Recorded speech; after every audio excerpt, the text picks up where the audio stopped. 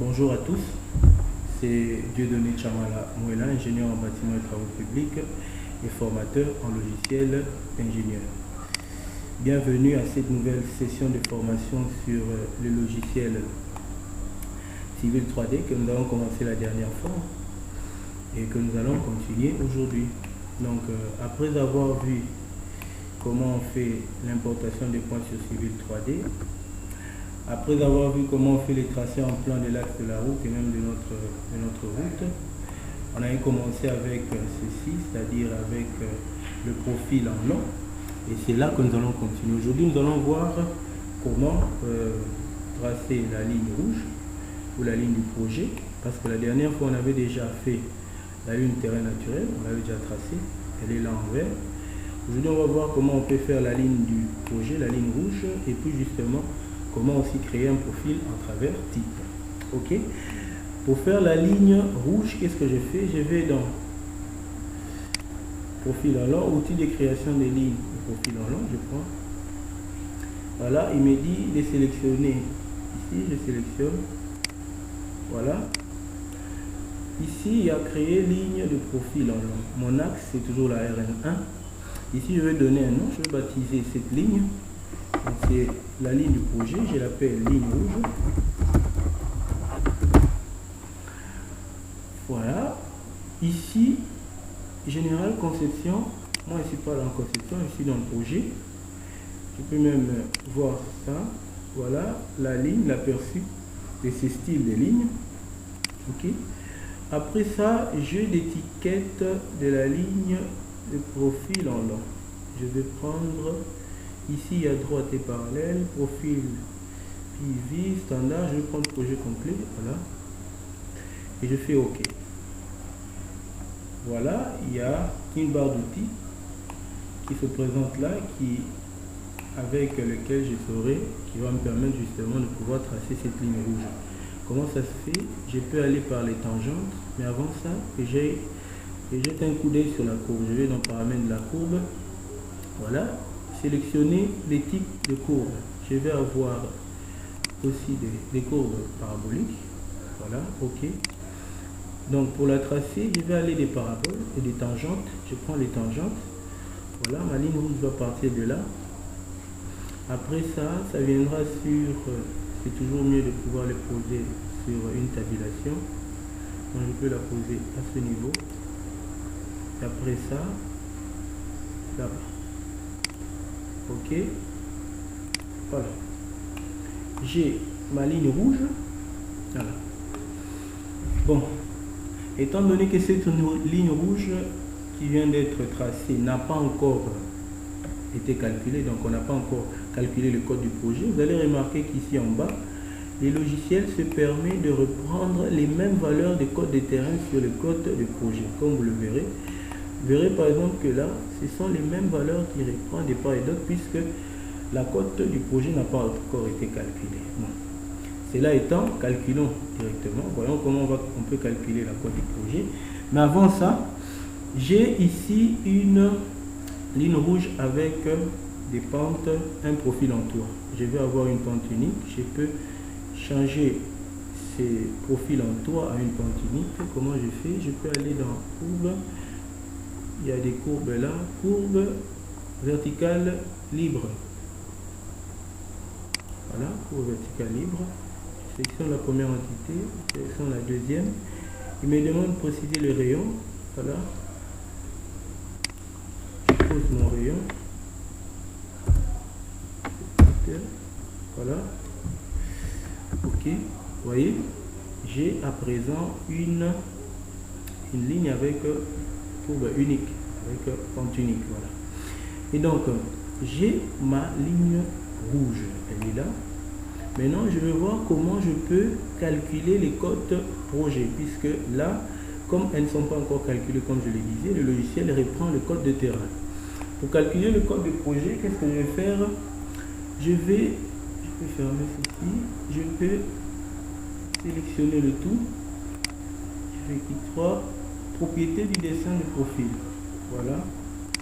Voilà la fenêtre qui s'ouvre devant moi. Dans information, j'ai ici nom du projet, profil en long, style de l'objet, ici j'ai plusieurs styles. Moi j'ai besoin du profil en long, c'est dans le profil en long que je suis. Abscisse curviligne, ce sont les abscisses de départ et de fin de mon projet. Là, ils sont là. Il y a le PK00 jusqu'au PK 356. Attitude, ici il s'agit de plans de comparaison que j'ai. Voilà, les lignes de profil en long. Il y en a ici. Voilà, tout y est. Chez terrain naturel, projet. Bande. Voilà, je suis dans bande. C'est à ce niveau qu'il faudrait bien définir les choses, justement. Pour ce faire, je vais commencer à définir ici tout ce qui se présente. Voilà, comme je le vois. Voilà. Ici, il y a données, distance cumulée, code terrain, code projet, tout ça là. Je commence avec les distances cumulées. Les distances cumulées, je vais définir ces distances cumulées pour le terrain naturel. Voilà. Je prends le terrain naturel. Voilà. Après ça, j'ai code terrain. Pour le code terrain, voilà. Ligne de profil en long. Je prends ligne terrain. Ligne terrain. Voilà. Ok. Après ça, terrain, code terrain, j'ai code projet. En code projet, je vais aussi définir, j'ai ma ligne rouge là, et j'ai aussi ma ligne rouge à définir. Et de ce côté, j'ai terrain naturel, projet sur calculation. Qu'est-ce que je fais? Donc, je dois lui définir des éléments tels qu'il va directement le calculer. Donc, je vais ici, je vais prendre la ligne rouge. La ligne rouge. Et ici, je prends mon terrain. Et puis par après, j'ai géométrie verticale que je dois préciser. Ici, je dois préciser ma ligne rouge. Voilà. Après ça, il y a, j'entre dans la chure. Ici, dans la chure, c'est pour voir les surfaces de mes déblais remblais, c'est-à-dire de mes terrassements, de mes volumes de terrassement. Donc ici, par exemple, il y a des surfaces de déblais, surfaces de remblais. Surface de déblais, voilà, surface de remblai. Je peux appliquer, voilà, comme vous pouvez le voir de l'autre côté, et je fais OK. Voilà. J'ai à présent non seulement ma ligne de projet, mais j'ai aussi mes surfaces déblais remblais qui sont hachées. En vert, vous avez mes surfaces de remblai, et en rouge, vous avez mes surfaces de déblais. Et donc, après avoir calculé ces codes projet, vous verrez qu'il a changé. Vous verrez que dans le code projet, ce ne sont plus les mêmes codes qui reviennent. Vous voyez, il y a une démarcation entre le code terrain naturel et le code projet parce que là, maintenant, on a de valeurs calculées. OK? Voilà. Donc, j'ai fini avec mon profil en long. Je peux commencer maintenant avec l'établissement d'un profil en travers type. Comment ça se fait? Voilà, je vais aller dans profil type. Je vais dans profil type, créer un profil type. Voilà, je vais créer un profil type. Je vais baptiser PT, T pour dire profil en travers type. Je vais créer un profil en travers type. Ici, type de profil type. Il y a plusieurs types de profils type. Route en toit non divisé, route en toit divisé, route plan divisé, route en toit divisé. Je prends style de profil. Je prends le basique, de base, et j'ai besoin d'avoir style de jeu de cordes, profil en travers assuré. Je peux prendre profil en travers assuré. Voilà. Et dès que je fais OK, voilà, il me demande d'indiquer l'emplacement de ce profil en travers type que je vais créer. Donc je veux lui indiquer l'emplacement de mon axe parce que c'est à partir de l'axe que je vais créer ce profil. Je peux le poser ici. Voilà, j'ai mon axe du profil en travers et puis axe à partir duquel je vais commencer à créer ce profil en travers type. Tout se fera de part et d'autre.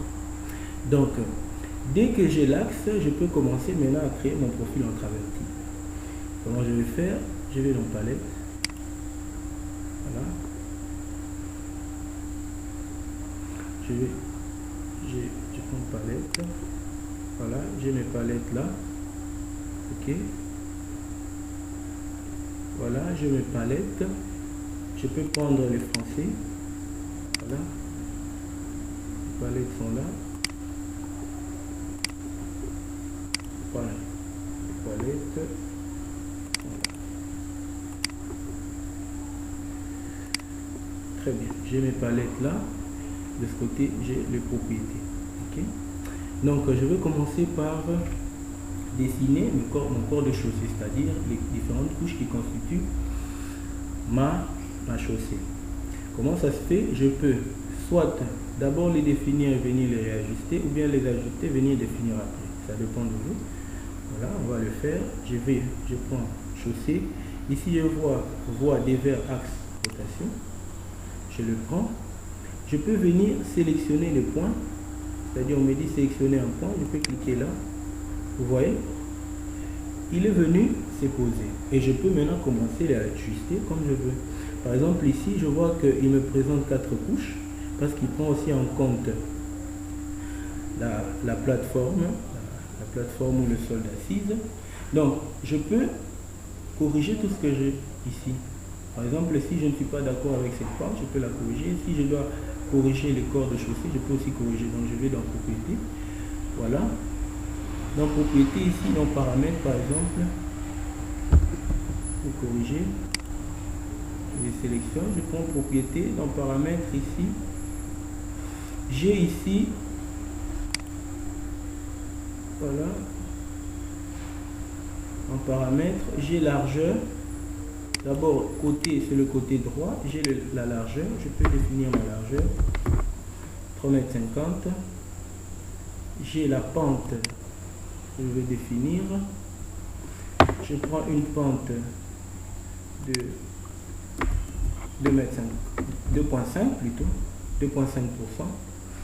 Ici, profondeur des revêtements 1. Ici, il est à définir l'épaisseur de ma couche de roulement que je vais prendre à 5 cm, donc 0,05.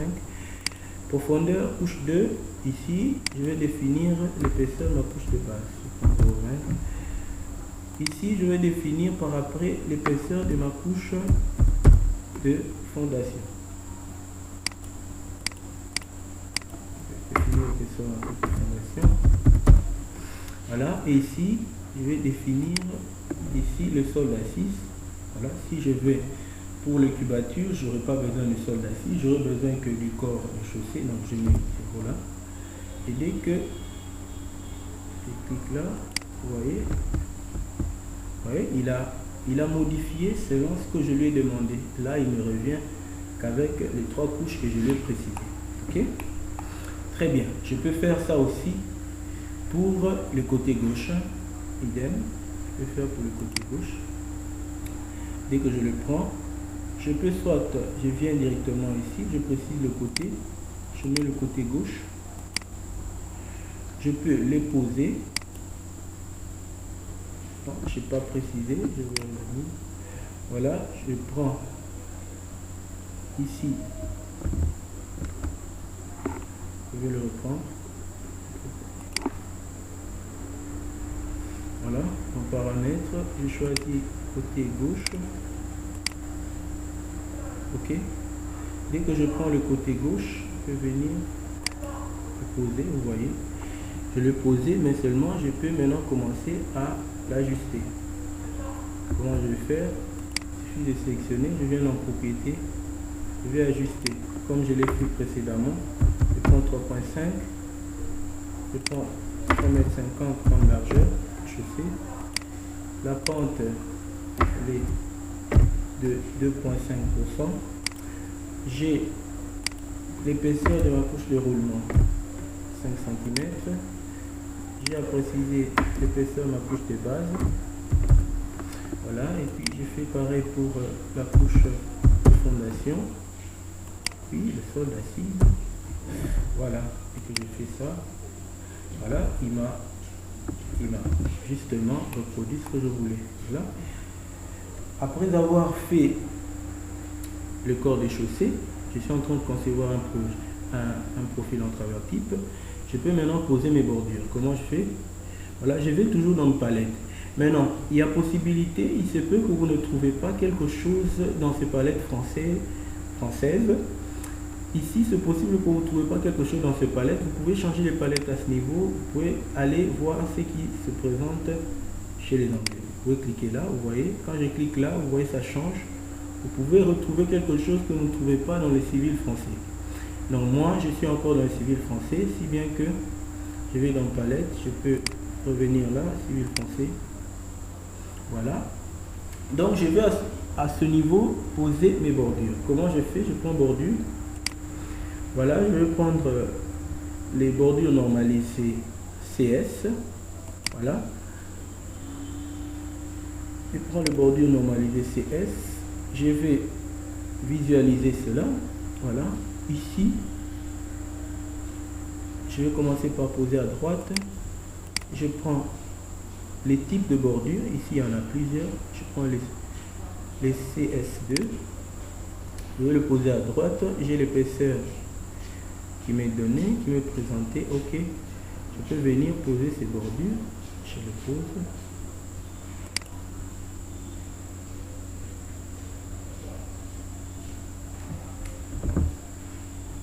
Je vais le reprendre un peu. Bordure. Je prends le CS2. Ok, je vais le poser à droite. Bien. Voilà, j'ai posé ma bordure. Comme vous le voyez là, je l'ai posé. Je peux réduire l'échelle pour que vous le voyez bien. Voilà. Voilà. Je l'ai posé là. Je peux mettre ensuite le T. Pour le bordure, je peux mettre le T. C'est-à-dire, je prends bordure T. Je viens visualiser là. Je prends le T. Il y a plusieurs types de T là-bas. Je vais prendre le T2. Avec ça, il y a l'épaisseur qui m'est présentée. Ok, je vais mettre droite. Voilà, je vais le poser à droite. Ici. Voilà. Le poser à droite. Comme vous pouvez le voir. Pour mieux le visualiser, si je les sélectionne, je peux changer les styles. Pour que vous le voyez très bien dans propriété. Style de jeu de corde, je peux prendre les styles, par exemple les styles basiques. Voilà. Et donc, vous voyez bien cette bordure que j'ai posée. Okay. J'ai fait pareil du côté gauche. Je vais dans la palette.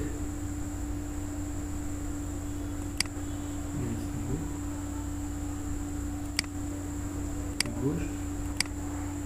Voilà.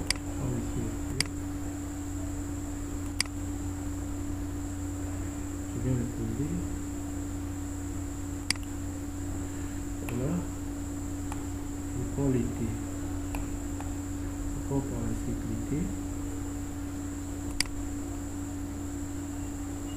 Je prends l'été. Je prends l'été. T2, voilà. Je viens avec proposer. Voilà, ici. Ici, je vais le placer.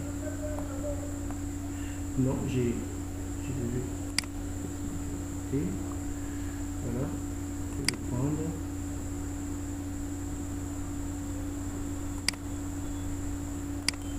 Placer côté gauche.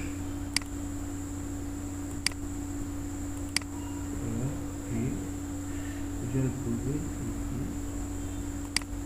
Voilà, je peux. Voilà, j'ai posé mes bordures, comme vous pouvez le voir. J'ai posé mes bordures et je peux d'ailleurs vous montrer avant si je les sélectionne. Je vais sélectionner tout ça. Voilà. On va profiter. Voilà. Chemin basique, vous voyez ce qui se passe. Voilà mes bordures. Voilà, j'ai mes bordures. Après avoir placé mes bordures, je peux maintenant venir continuer à créer mon profil en travers type. Je continue à le créer. Maintenant, je vais, plaçons à présent le trottoir. Comment le faire? Après avoir placé mes bordures, je vais placer le trottoir, toujours dans palette. Je vais prendre le trottoir urbain. Voilà, dès que je le prends, je vais dans propriété. Voilà.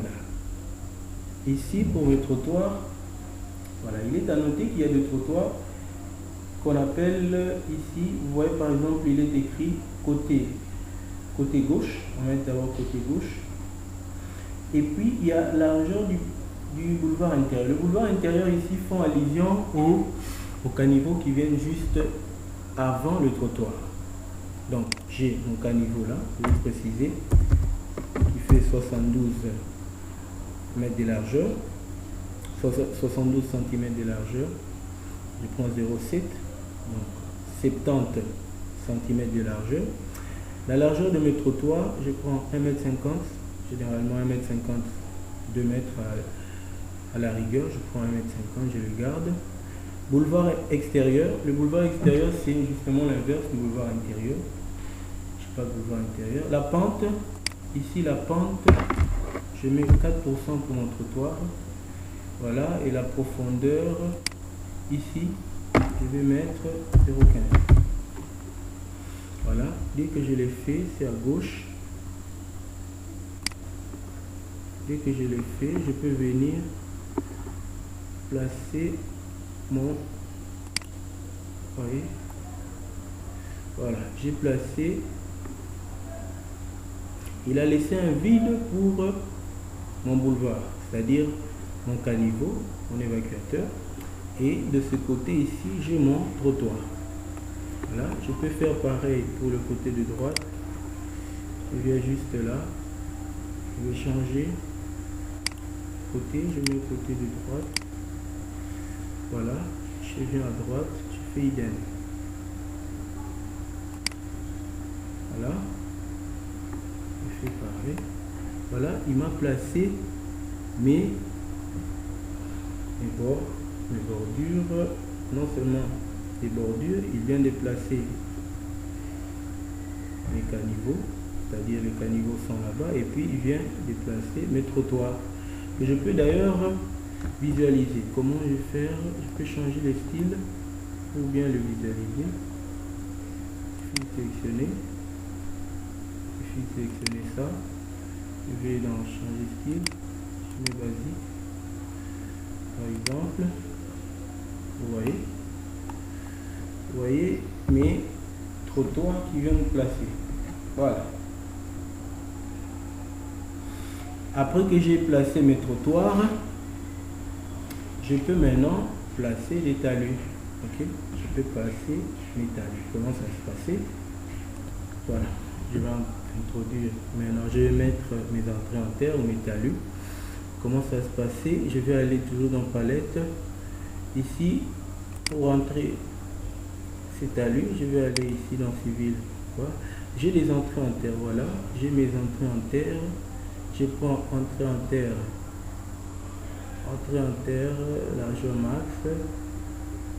Voilà, entrée en terre, largeur max. Et que je prends ça. Voilà, du côté droite, vous avez ici les entrées en terre. Mais avec Civil 3D, c'est bien puisqu'il y a même des aides. Par exemple, lorsque vous ne comprenez pas bien ces entrées en terre, je peux prendre entrée en terre comme j'ai pris entrée en terre largeur max. Je fais clic droit et je vais dans aide. Il va m'expliquer ce que c'est ces entrées en terre. Vous voyez, par exemple, il m'explique là, c'est un élément de profil inséré, un lien qui entre en terre sur une surface cible au niveau de la pente de remblai des débris. Voilà, il me montre cette entrée en terre que ça signifie. Et me donne même de valeurs.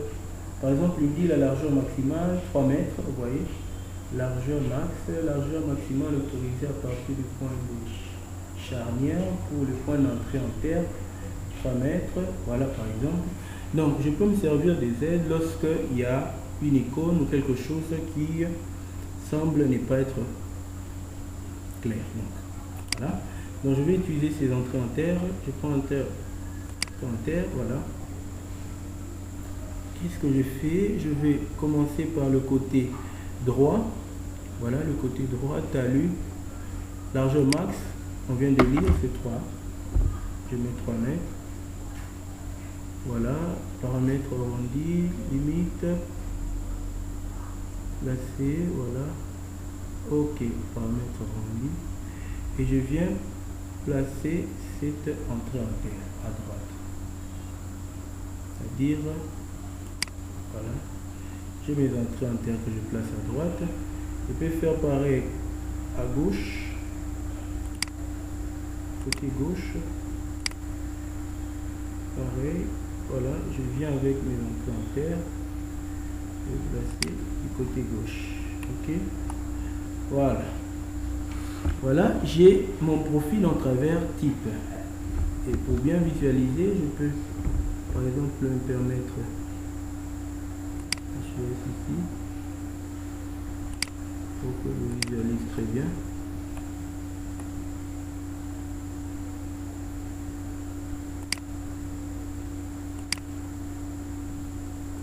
Voilà, je vais changer le style.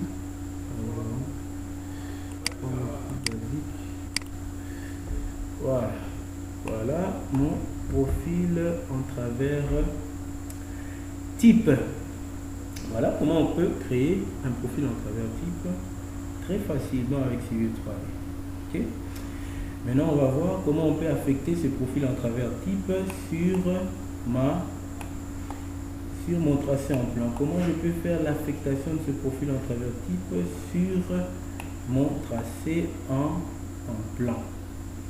Bon, pour que la vidéo ne soit pas très longue, on va s'arrêter ici et puis on va faire une vidéo sur l'affectation. Ok, merci beaucoup pour l'attention. Restez branchés, surtout abonnez-vous à la chaîne pour ne rien rater sur toutes nos formations. Restez branchés puisque je continue avec l'affectation. Bienvenue, merci et à tout à l'heure.